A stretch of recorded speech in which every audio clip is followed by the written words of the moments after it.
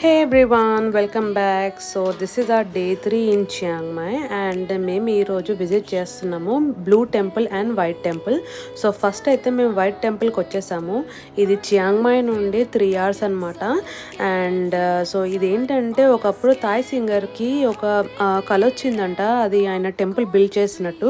So ఆయన మొత్తం ఒక 40 million థాయ్ బాట్స్ కలెక్ట్ చేసి టెంపుల్ని బిల్డ్ చేశాడనమాట.